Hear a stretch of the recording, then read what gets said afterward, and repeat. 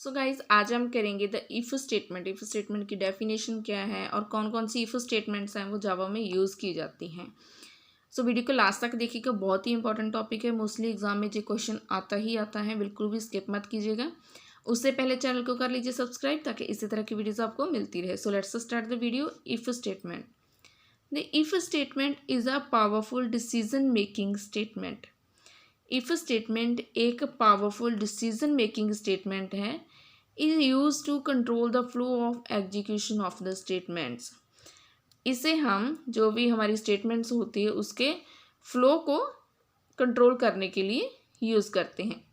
If statement का syntax क्या होता है? इफ़ टेस्ट एक्सप्रेशन, जो भी हमें एक्सप्रेशन टेस्ट करना है उसे हम यहाँ पे राइट करेंगे। इफ़ स्टेटमेंट की फॉर्म्स कौन कौन सी टाइप्स हैं इफ़ स्टेटमेंट्स की जो जावा में यूज़ की जाती हैं? 4 टाइप्स हैं। Simple if statement, if else statement, nested if else statement and the else if ladder. So आज हम फर्स्ट वन करेंगे the simple if statement. Simple if statement क्या है, इसका सिंटैक्स क्या है, फ्लो चार्ट भी हम ड्रॉ करेंगे, डेफिनेशन करेंगे। सिंपल इफ़ स्टेटमेंट को हम कॉमनली अगर किसी भी स्टेटमेंट को हमें टेस्ट करना है उसके लिए यूज़ करते हैं, use to test the statement. इसका सिंटैक्स क्या होता है? जनरल फॉर्म, किस फॉर्म में हम सिंपल इफ़ स्टेटमेंट राइट करते हैं?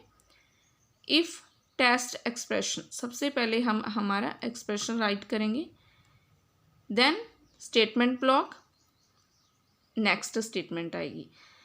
जो भी हम टेस्ट एक्सप्रेशन में राइट करते हैं प्रोग्राम में तो उसे हमें सिंपल को इफ़ स्टेटमेंट को एग्जीक्यूट करना होता है।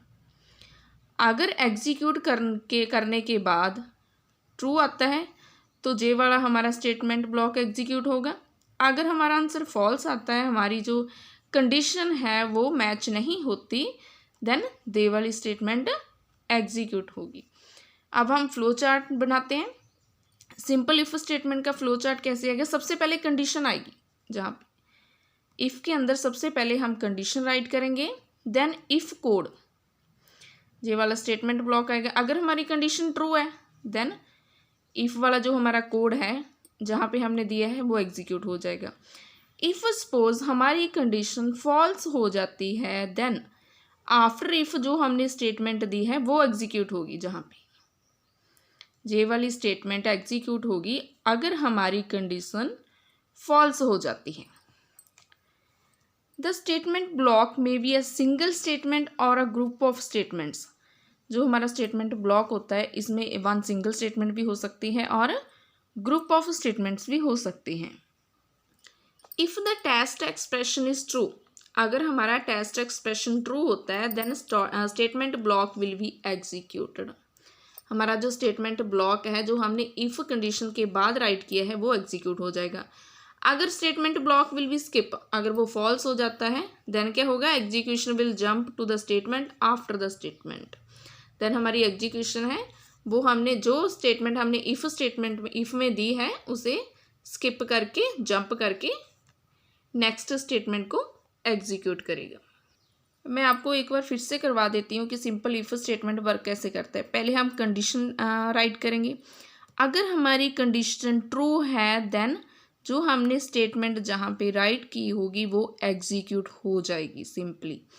If the condition is false, if suppose हमारी कंडीशन फॉल्स हो जाती है देन जो स्टेटमेंट हमने आफ्टर इफ़ स्टेटमेंट दी होगी वो एग्जीक्यूट होगी। सो गाइज आई होप आज का टॉपिक आपको क्लियर हो गया होगा। अगर वीडियो अच्छी लगी तो लाइक करें, शेयर करें एंड अगर आप मेरे चैनल पे न्यू हैं तो चैनल को सब्सक्राइब करें।